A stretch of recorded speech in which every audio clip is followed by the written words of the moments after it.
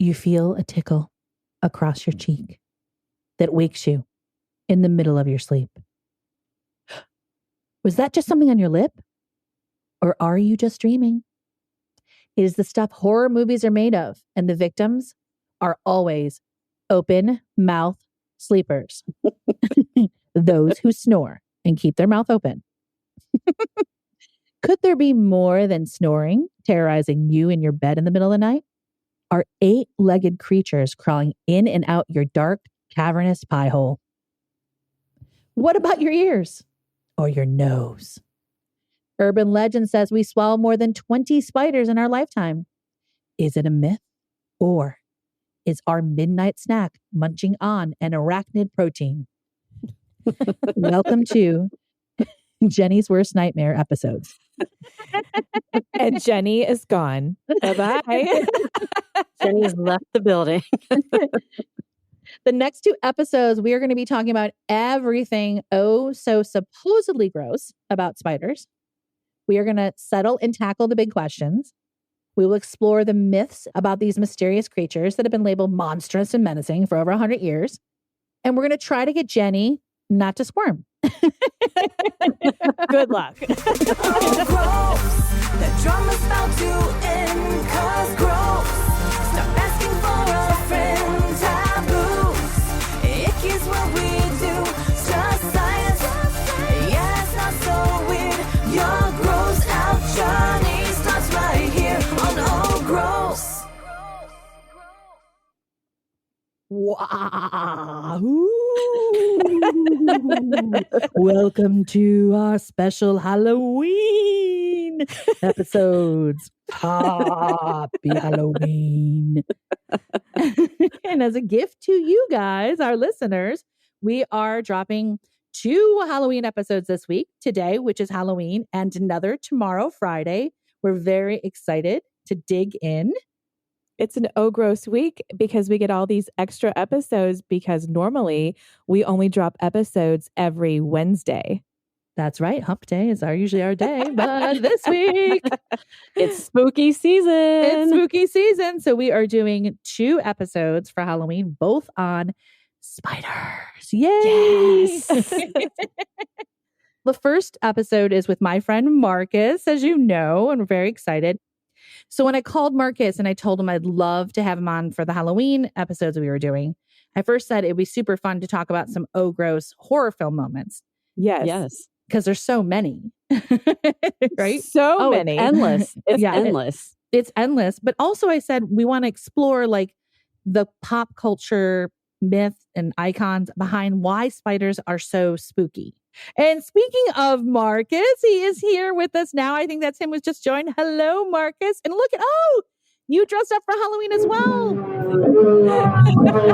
I love the NASCAR look. I'm on the racetrack. I'm sorry.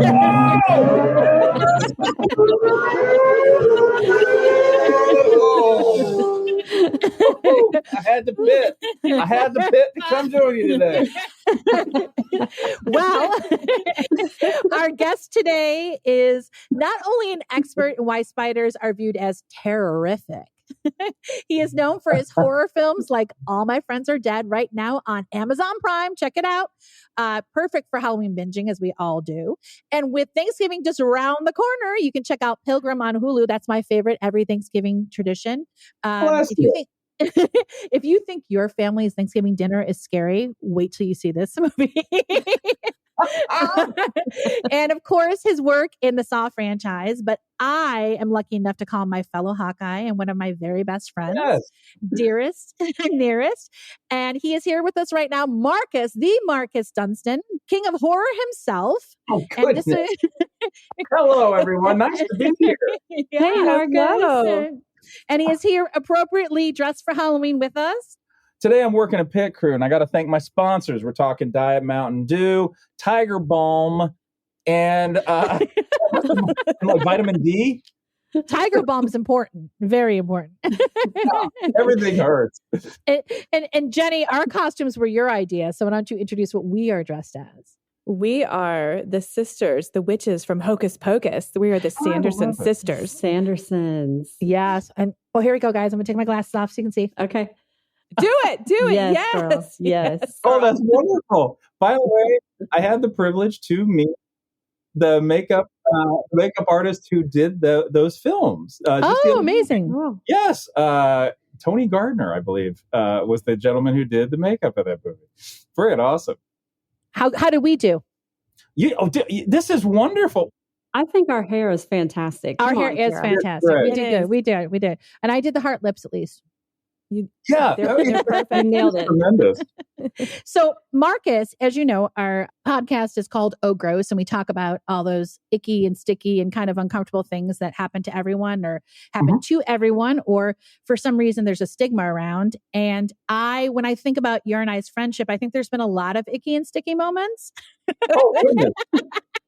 Oh my goodness. Can we discuss that? Yes, do tell. Well, I'm thinking of my bathtub when we Whoa. recorded. Yeah, my bathtub with some blood and a little thing called Project Greenlight that I got to direct your entry tape, and we had Yes. some fun. Yeah. Yes, you did. So I don't know, Marcus, why don't you set the scene and tell the girls what we did in my bathtub? Well, so this was our Willy Wonka moment in life where Patrick Melton and I have been buds and co-writers for over 20 years now, but we didn't have a day one until we helixed with Kara in that fateful condominium bathroom. And so we entered this contest, and the contest was nationwide. Submit your screenplay, and it could be comedy, action, horror, whatnot. Well, we went for horror. This was the third season, and that was Matt Damon and Ben Affleck, right? Matt Damon, Ben Affleck. Yeah. And so this was amazing because they not only buy your screenplay, instantly putting you on the map, but they would make your movie, which put it on a silver screen at that time.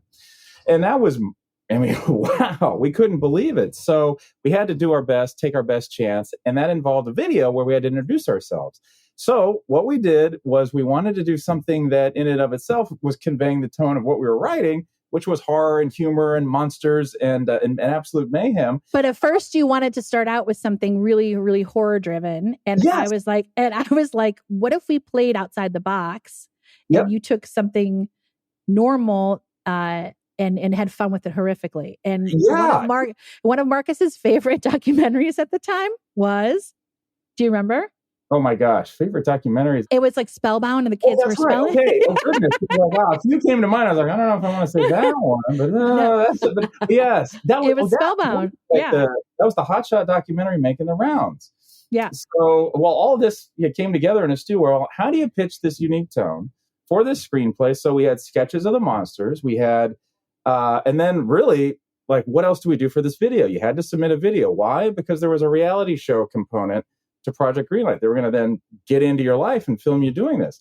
So, courtesy of working with Kara, the idea was, well, there's that documentary Spellbound about the pressures on kids doing a spelling bee. So we did a mock spelling bee where we introduced each other, and then our twist ending was the ending would be out of Carrie, where I would absolutely totally fail in presenting myself, and then at first place dump a bucket of blood. So then I had to we had to clean ourselves off. So we had this piece of plastic. We wrote the name of the movie on the plastic between the camera and us. And then Melton pointed to it and went, CGI.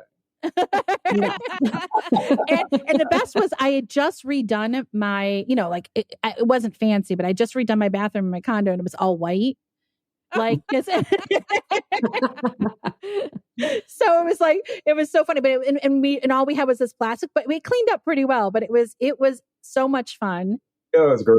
And it was the juxtaposition of just the pressure of spelling can really kill you. Oh, well, I remember now, the poster image was this kid dancing on a landmine. You could just be like, there's some story there. That's some real terror. That's awesome. I love it. Yeah, it was phenomenal. It was phenomenal. And then it was super fun for all of us because then they actually won, as the story goes. Yes. And this launched, the terrorific story of Marcus and Patrick. We used to AOL chat late at night, and we'd bounce ideas for shows and movies, and I remember my Spy Kid, my version of Spy Kids that was gonna. Yes, I Spy. You had, just a nonstop creative wellspring. And so, but then there was also, I think you and I were kind of doing something similar at the same time, where we had our day jobs to keep the lights on and whatever we could tuck into a fridge, but I could only write from approximately midnight to 5 a.m. before I'd have to go back to either the retirement home or the video store, you know? Oh, yeah, and, the retirement and home. So, like, when you're up, I just kind of loved how quiet it is, like living on the moon, you know, and you could get away with stuff. But do I do that still? Yes, but now I sleep all day. Well, you guys had cool good backstories on your day jobs, because it was like, you know, the retirement home. I already know the girls are like, what do you mean you worked in a retirement home? I was a producer. Remember, I was producing for TV. But at the same time, like, and to speak to Kara's experience, like there was, you know, the true crime's always been with us in some way, but the producers on this show, I had the fortune of seeing like just what Kara could do on her own tripod light. And she just needed a little help duct taping her wrists, feet, and mouth for the abduction footage for one of the I don't know. America's Most Wanted. And like my Lanta, there's a fearlessness to it. But it's also, they wouldn't call me. It was America's Most Wanted, and I wanted to direct, and unfortunately for many women, especially then, and I think it's getting a little better now, you were always called a producer, even if you were directing. So the only way I could really direct recreations, which now I think are reenactments or whatever they call them now, no one likes to use that word anymore, was if something went wrong, or I could pitch that we can do this really, really cheaply. So the way to really do it cheaply is you cut back on your actors, and any of the tough scenes where you want it to be realistic. This was a home invasion, and Marcus was there, and I was like, hey, duct tape me, but don't duct tape me too tight, but I have to have it tight enough that's realistic when they break through the door that I'm trying to get out of this duct tape, while I was calling the camera shots, but they would have to take the tape off my mouth.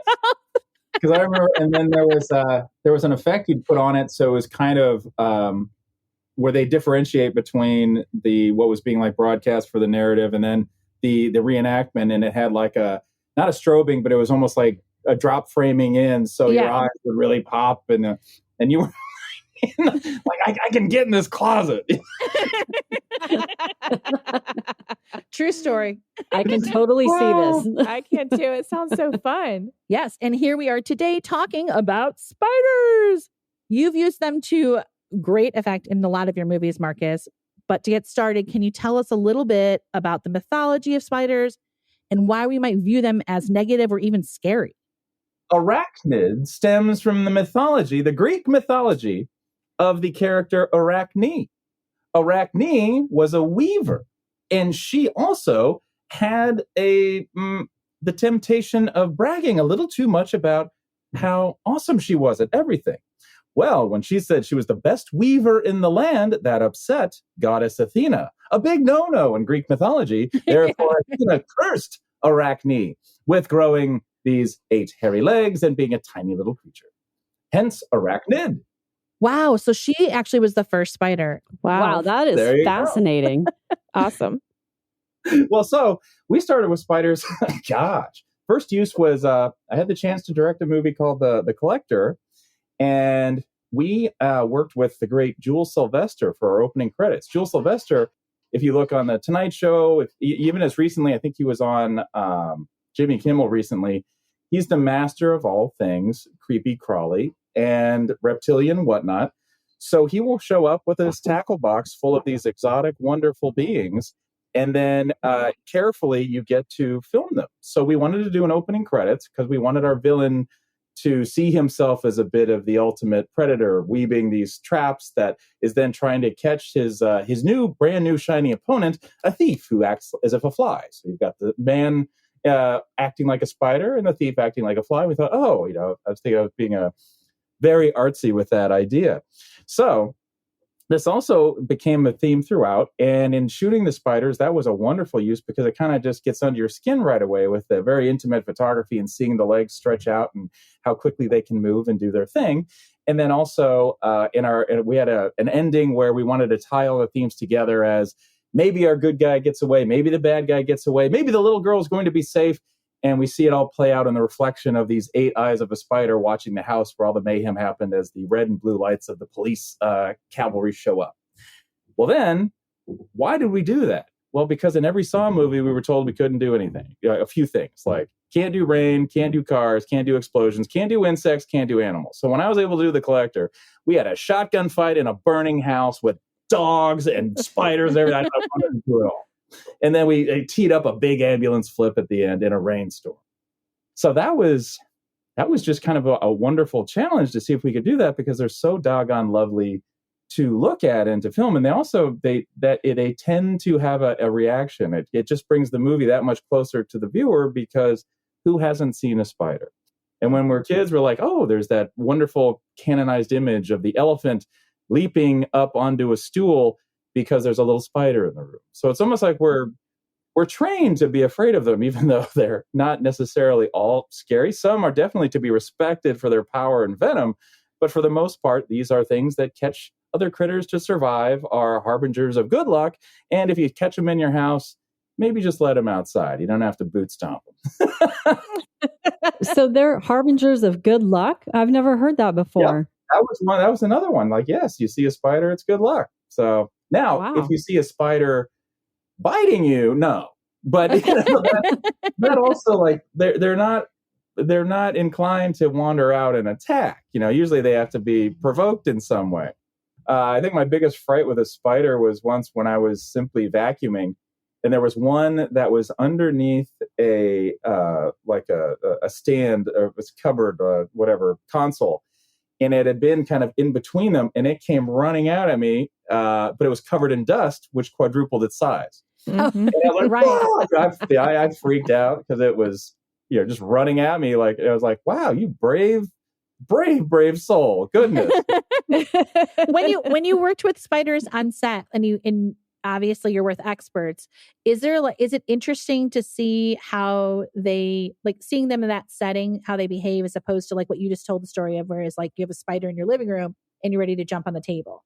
Oh, sure. Well, so so then we did another Collector movie, a sequel, and we had to up the ante.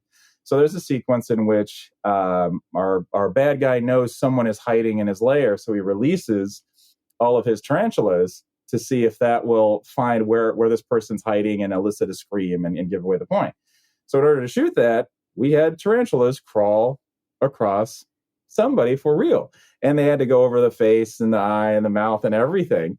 However, we were able to digitally place them on the actor's face. But there was someone who was the second unit director who simply wasn't afraid in any way of the tarantulas and laid there. And we actually he put on the other actor's shirt and went up his arm, and he actually cared for them after the shoot as well. He wanted to, hang with them a little bit. He liked them.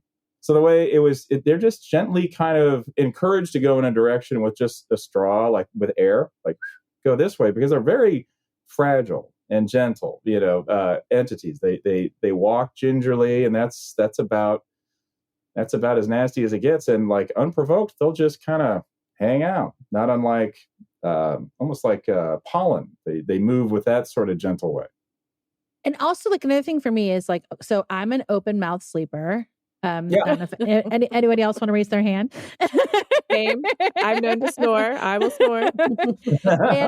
And in a lot of horror movies, including yours, some of yours, spiders are perceived of like, climbing in the mouth and going under the skin. And Marcus, there is actually a viral TikTok from one of your movies where literally spiders were crawling in and out, I believe, a girl's mouth or woman's mouth or something like that. Okay, have you ever seen that, girls? Okay. Have you seen it? Because it's pretty graphic. Jenny, have you seen it? No, please don't text it to me right now.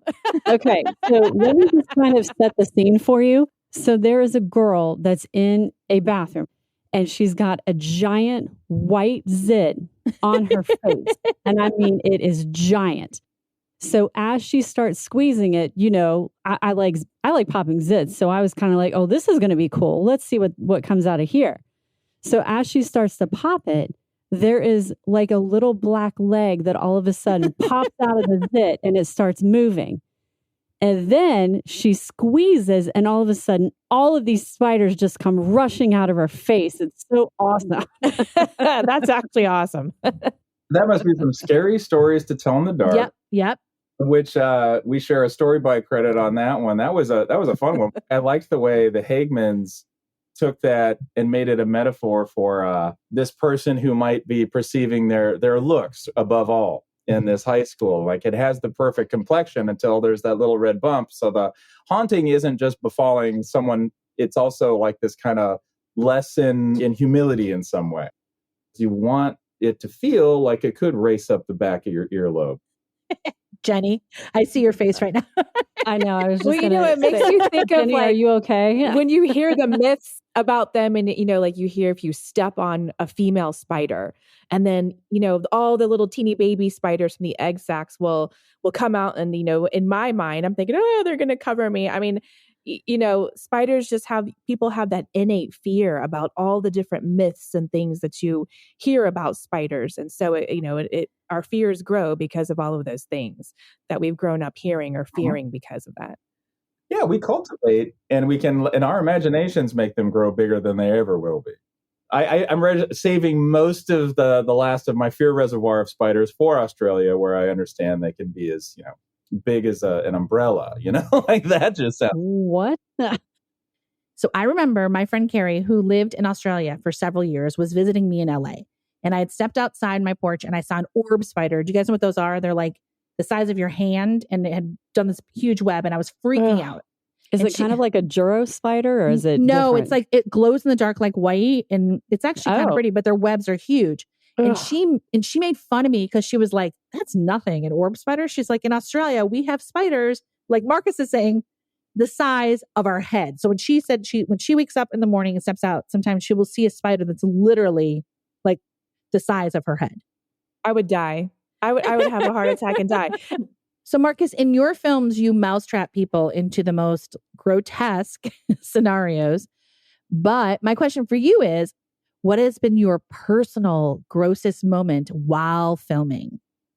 We rented a gentleman's home, and it was for a movie called The Neighbor. So guess what? We needed to find two houses that were kind of close to each other. Oh yeah, The Neighbor. So this one, we learned, like, and we put up this gentleman in a hotel, and his whole family could stay there. Like they were going to have the vacation in their hometown that they wanted for as long as we used that home. Well, we learned why he was so eager to get out. As soon as we turned on the heaters, from the walls emerged an infestation of larvae and cockroach family. Stop it. No.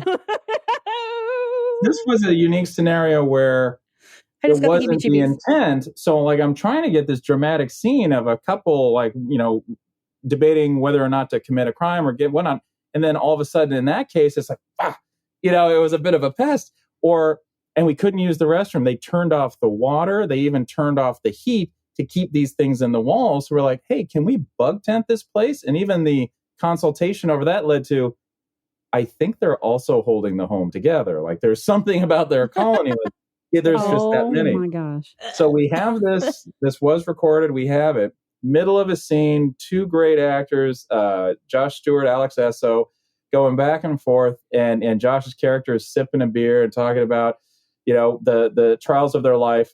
And then sure enough, the camera could see it before he could. A little baby goes into the bottle. He turns, picks it, takes the sip, and goes, whoa, just swallowed a roach. Like, sorry, buddy. I think we got that one. Moving on. Wait, did you actually use that then, right? We did not use that in the movie. Oh, I love that. I was thinking about it but what we didn't do was, there are scenes where he's sitting on his couch and you see a few skitter by, and people think it's the most realistic early CG digital roaches ever. Like, no, those are just real. Those are just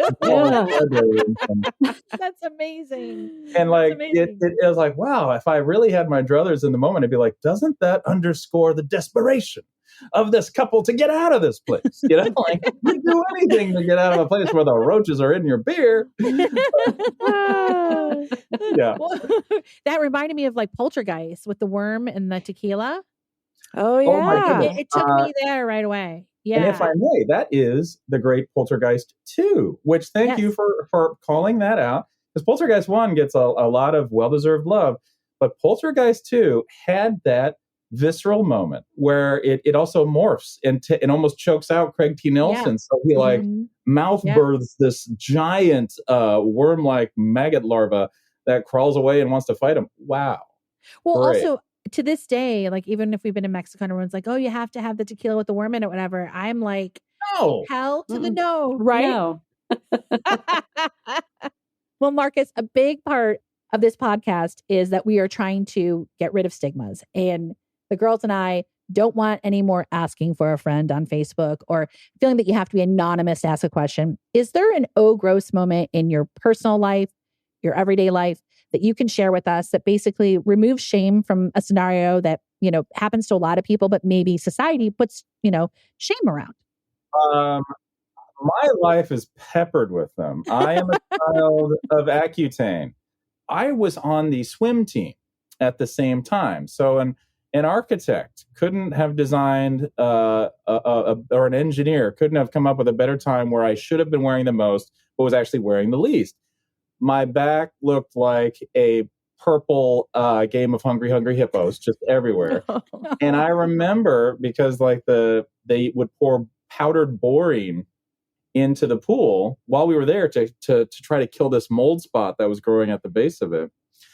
Every now and again, your skin would just kind of even dry in there. And I do remember doing one of these and just seeing like I had a bleeding boil and being like, oh, this is gross. But I ended up, even in the nadir of that moment, I ended up having a special skill that no one else on that swim team had. No one would touch me when we played pool volleyball or any pool. So they could throw me the ball and I'd have all the time I wanted to just punt it, kick it, spike it, whatever. So, hey, there was even an asset of that ass-like scenario. So I just want to backtrack for a minute, just so everyone knows and understands that borine is a highly reactive molecule that is used to clean pools, and it can dry out your skin. In fact, I knew it just from studying organic chemistry. So that's something that you might hear or study about in college. And Accutane is a prescription that you have to obtain from the doctor to treat acne. Yep. Now, most recently, I had a goodie. This was only a couple of weeks ago. So are we all in sunny, lovely California? No, the girls are in We're in Atlanta. swampy Atlanta. No. Okay. So I went back to Chicago. my hometown. Yeah, there you go. And so I woke up, arrived on a Thursday, went and saw Pearl Jam, great show. And then the next morning woke up and my forehead was stinging. Ooh. And then I looked and it looked like I had all these little micro red bumps coming. And I was like, now am I allergic to something or what is this? Well, then that afternoon I played pickleball for the first time. Oh, love pickleball. Pickleball's awesome. Why aren't we playing? You need to play with me. This is the first time I played it. Just went, oh my God. So in the midst of pickleball, all of a sudden it really is stinging and I get just kind of a reflection off my phone and now it's welts. Now I'm feeling like, okay, I'm feeling like a freshman in high school, not quite the awfulness of sophomore pre-Accutane, but this was growing and it was getting out of control to a point where I had a friend come up and say like, are you okay? And I'm like, I just don't think I'm healthy. I don't know what's going on. It keeps getting worse. Then they become pustules. Then they become running down my nose. By the next afternoon, I actually left a little bit early because I had a chance to extend my stay. But no, I had it was right back to the Accutane days. And psychologically, my posture changed. I was doing old habits where I'd always have a napkin or something to just try to cover myself, and I'd be facing the wall and be like, what the hell is going on? And going into the bathroom as this kept ever getting worse and worse and worse. I get on the plane, instantly recedes. I'm in a controlled, cool environment. I land, they're all but gone. That night I put on just general over-the-counter acne cream. Next day, as if it didn't happen. So I consult a doctor. I go to a doctor and I said, would you look at this? What happened? Yeah, it's called heat rash.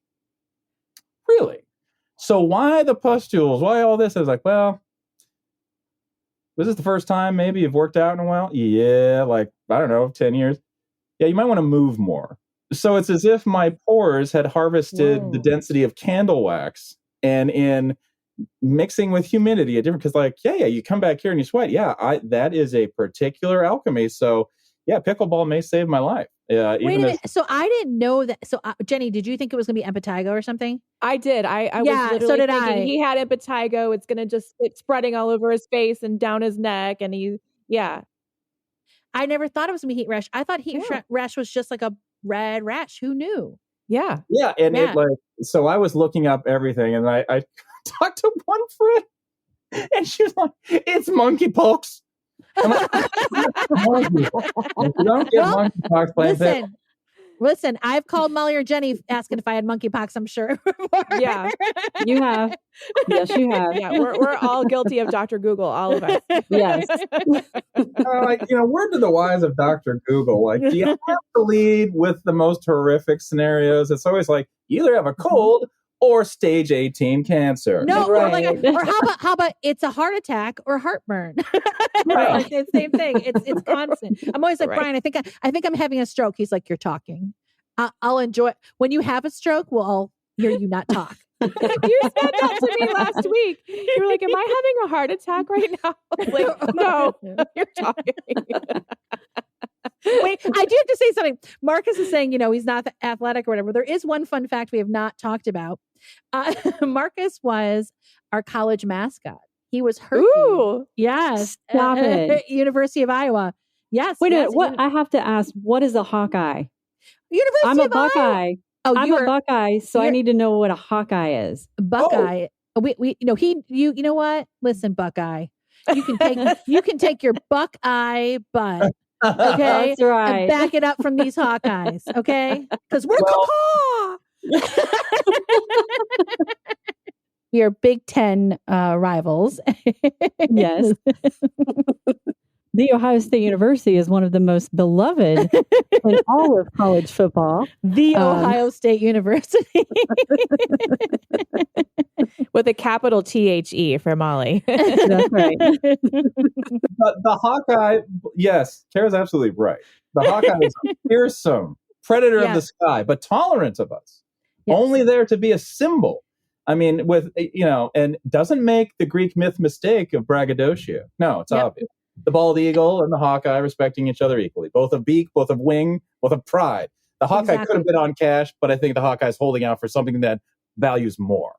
And what is a Buckeye? A Buckeye is a nut? I'm trying to figure it out. A Buckeye is a poisonous nut. That's right. It is a poisonous nut there, Hawkeyes. But what was the mascot name again that you were? Herky the Hawkeye. Herky the Hawkeye. Yes.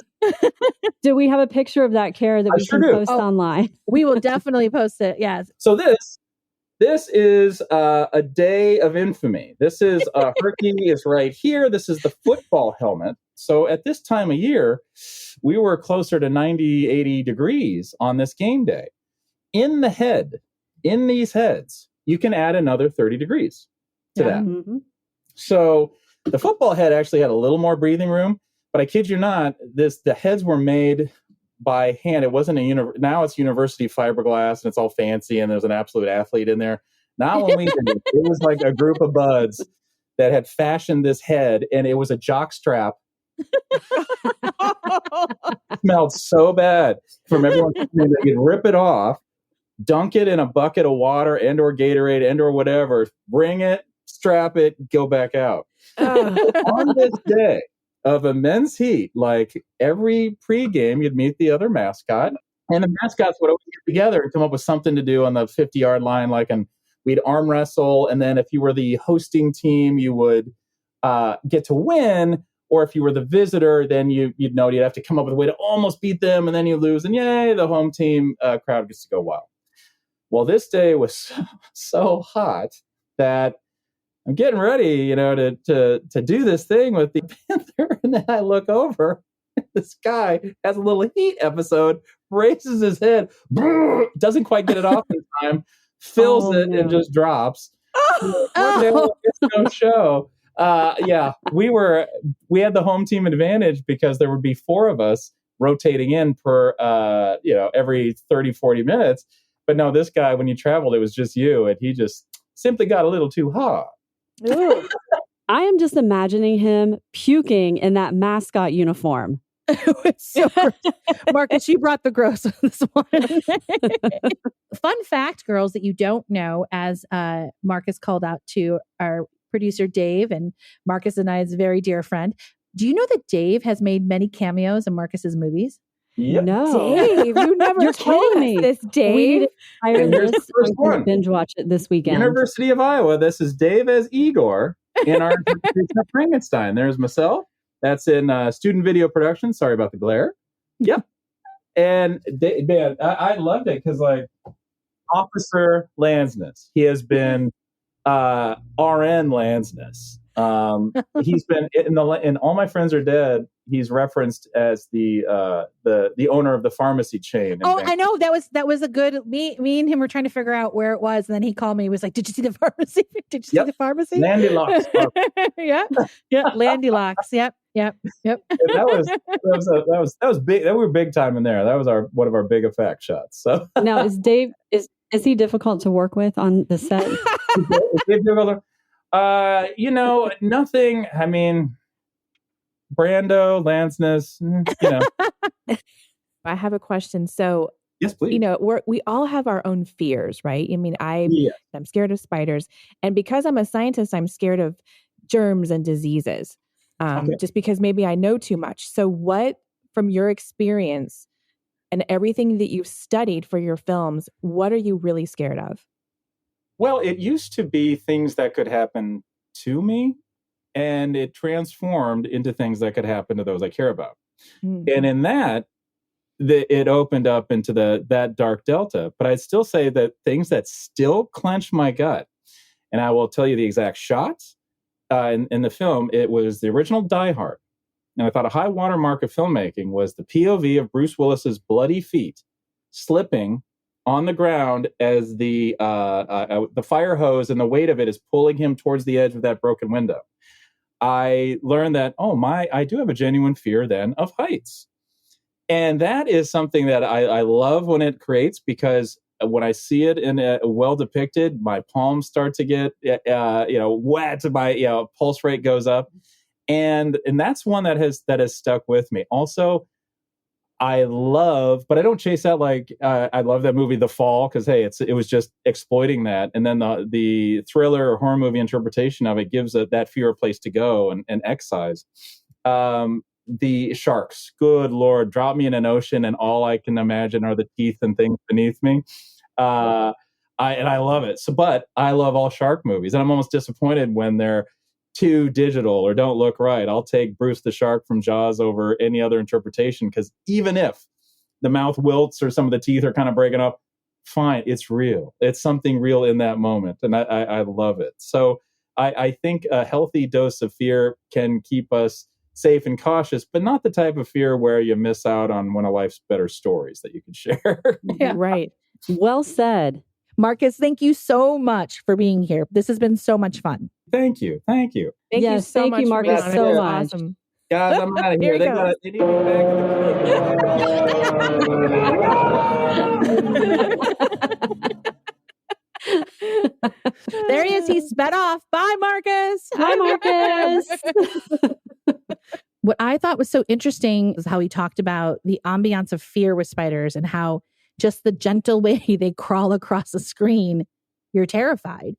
It's fascinating to me, because I understand with other things like sharks why you're scared, because you can't see what's in the water. But with spiders, we look at them and we're like, no, well, especially Jenny. But Right.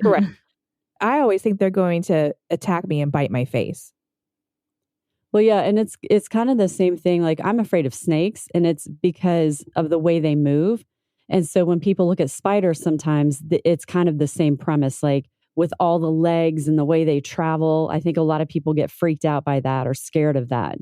that you could be right. And I think that's why it's going to be so interesting to talk to our next guest tomorrow. We are going to have Rod Crawford on. He is from Seattle's Burke Museum, and he is the Spider-Man. He knows everything there is to know about spiders.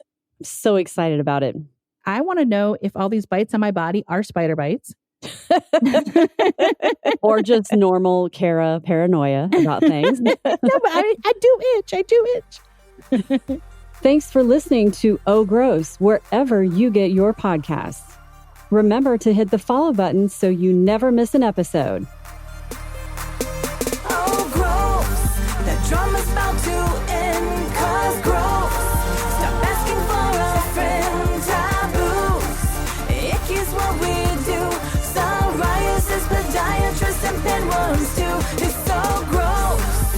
No need for strife, because gross. Lice is part of life, it's just science.